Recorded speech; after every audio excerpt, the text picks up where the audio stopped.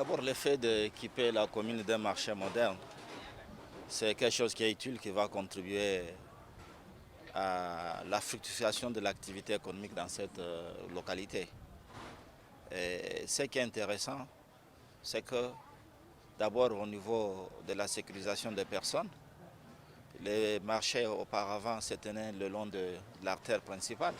Aujourd'hui, les commerçants et même les clients ont un endroit où ils peuvent s'activer sans pour autant risquer de perdre leur vie ou d'être victimes d'un accident. Et ce qui est important, c'est retenir que le hall à lui seul aura 64 étals. Si on considère que c'est un ménage par étal, vous voyez le nombre de familles qui seront bénéficiaires de cette activité au-delà. Et les boutiques aussi, la même chose. Et je pense que les autorités du pays avaient raison d'investir dans ce projet, les PADEL, en tant que projet de développement des économies locales. Et nous vivons cela. Je vois également une boucherie qui est là, encore, c'est permettre aux gens de bénéficier des services de qualité, qualité qui garantissent aussi la santé. Parce que ça serait des aliments et utiliser ou bien les exposer à même les sols, il y a beaucoup de risques de maladies. Et cette fois-ci, les conditions d'hygiène sont bien réunies et vraiment c'est très important. Et aujourd'hui, nous avons un programme d'appui qui se fonde sur le PNDES, le Programme national de développement économique et social, mais également qui prend en compte les nouvelles perspectives telles que décrites par le programme d'urgence Sahel et le programme d'urgence Sahel+. Donc je voudrais vous informer que nous sommes en train d'ouvrir des bureaux intégrés des Nations Unies dans 3 villes du pays, notamment Dori, où je suis en train de partir, Kaya, d'où je viens, et également Waïgouya, Bobo Djilasso et Fada Gourouma.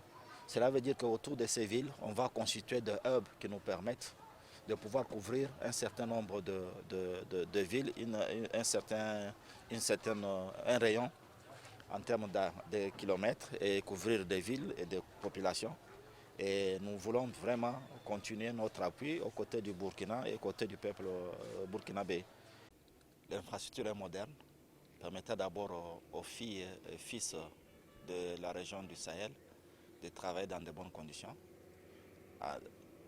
Une infrastructure qui va leur permettre d'avoir un cadre reposant au lieu de s'exposer parfois à des intempéries ou sous le soleil, mais également aux transporteurs aussi de travailler dans de bonnes conditions. Mais au-delà de ce transport, c'est l'activité économique qui va tourner autour. Il y aura un pavillon avec 6 restaurants, il y a des installations sanitaires, des toilettes, mais il y a également des boutiques. Cela veut dire que ça sera, je pense, une infrastructure qui fera de Dori un passage obligé ou un transit où les passagers à destination non seulement de Ouaga, mais vers le Niger et le Mali pourraient dorénavant passer, se reposer dans la quiétude et poursuivre leur transport.